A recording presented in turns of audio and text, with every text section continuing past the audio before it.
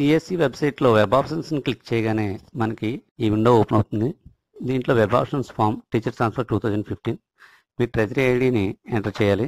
తర్వాత మీ date of బర్త్ని వచ్చినటువంటి పాపప్లో select చేసుకోవాలి. తర్వాత మీకు వచ్చే వన్ టైం పాస్వర్డ్ని ఇక్కడ క్లిక్ చేసి ఓకే క్లిక్ చేయగానే మనకి వెబ్ ఆప్షన్స్ యొక్క విండో ఓపెన్ అవుతుంది. ఇప్పుడు టీచర్స్ డీటెయిల్స్లో ట్రెజరీ ఐడి నెంబర్ తర్వాత మన ర్యాంక్ తర్వాత మన పనిచేస్తున్న పాఠశాల, మన సబ్జెక్ట్ ఒకసారి చెక్ చేసుకోండి. తర్వాత లిస్ట్ ఆఫ్ మండల్స్ అని కనిపిస్తుంది. మన జిల్లాలో ఉన్నటువంటి అన్ని మండలాలు మనకి ఇక్కడ కనిపిస్తాయి. ఈ మండలాల్లో మనకు కావాల్సినటువంటి మండలాలను సెలెక్ట్ చేసుకోవడం, అన్ని మండలాలను సెలెక్ట్ చేసుకోవడం అనేది ఆప్షన్. ఇప్పుడు నేను అన్ని మండలాలను సెలెక్ట్ చేసి డబుల్ యారోని క్లిక్ చేసినట్లయితే అన్ని మండలాలు వస్తాయి. అలా రివర్స్లో డబుల్ యారోని క్లిక్ చేస్తే అన్ని మండలాలు ఇటువైపు వస్తాయి. ఇప్పుడు మనకు కావాల్సినటువంటి మండలాలను కూడా మనం సెలెక్ట్ చేసుకోవచ్చు. అన్ని మండలాలు సెలెక్ట్ చేసుకోవాల్సింది కంపల్సరీ ఎవరికంటే రేషనలైజేషన్ లేదా కంపల్సరీ ట్రాన్స్ఫర్ ఉన్నటువంటి ఉపాధ్యాయులకి. మిగిలిన వాళ్ళకి రిక్వెస్ట్ ట్రాన్స్ఫర్లో ఉన్న ఉపాధ్యాయులు కేవలం కావాల్సినటువంటి మండలాలు సెలెక్ట్ చేసుకోవచ్చు. ఇప్పుడు నేను పాజిటివ్ సెలెక్ట్ చేశాను. తర్వాత మండలం కడప ఓకే సెలెక్ట్ చేసాం. తర్వాత రామచంద్రాపురం, తర్వాత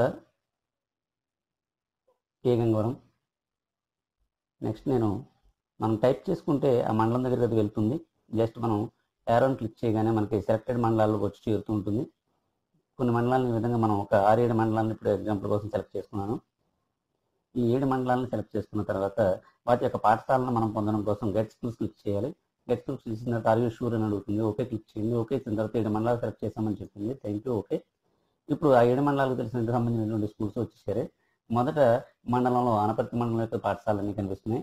ఆ తర్వాత కరప, తర్వాత ఒక వరుస క్రమంలో పాఠశాల, మండలానికి సంబంధించిన పాఠశాలని ఒక చోట కనిపిస్తుంది. మనకు చాలా సౌలభ్యంగా ఉంది. ఇప్పుడు మనకు కావాల్సినటువంటి పాఠశాలను కొన్నింటిని సెలెక్ట్ చేసుకోవాలి. ఫస్ట్ కొన్ని పాఠశాలను సెలెక్ట్ చేస్తున్నాను. వీలైనంత వరకు మనం ఆర్డర్ ఆఫ్ ప్రయారిటీలో సెలెక్ట్ చేసుకుంటే మంచిది. లేదా తర్వాత ఆర్డర్ ఆఫ్ ప్రయారిటీని పైకి కిందకి మార్చుకునే అవకాశం కూడా ఉంది మనకి. ఇప్పుడు కొన్ని పాటలు సెలెక్ట్ చేసుకున్న తర్వాత ఇప్పుడు వాటిని ఆర్డర్ ఆఫ్ ప్రయారిటీ పెట్టచ్చు. నేను ఎండమూరును పైకి తీసుకొస్తున్నాను. నేను ఆప్షన్ 1 కింద దాన్ని సెలెక్ట్ చేశాను. తర్వాత రామవరాన్ని కాస్త కిందకి తీసుకొచ్చాను. ఆ తర్వాత కూరాడు నేను నెంబర్ 2కి చేర్చాను. తర్వాత పెనుమల అనేటటువంటి స్కూల్ నేను నెంబర్ 3లో ఉంచాను. వేములవాడ అనేటటువంటి స్కూల్ నేను 4లో ఉంచాను. అంగర్ని కొంచెం కిందకి తీసుకొచ్చాను. బలభద్రపురాన్ని 5కి తీసుకొచ్చాను. ఈ విధంగా ఆర్డర్ ఆఫ్ ప్రయారిటీని మార్చుకోవాలి. ఇక్కడ ఇచ్చినటువంటి ఆర్డర్ ఆఫ్ ప్రయారిటీ మనకు ఆప్షన్ నెంబర్ కింద లెక్క అవుతుంది. అక్కడ ఐ యాక్సెప్ట్ క్లిక్ చేసిన తర్వాత ప్రివ్యూ క్లిక్ చేయండి.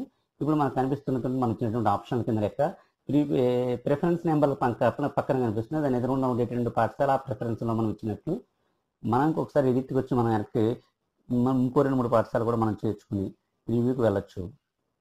దీని కనుక ఇప్పుడు సబ్మిట్ చేసినట్లయితే మన ఆప్షనల్ ఎక్సర్సైజ్ పూర్తయినట్టు.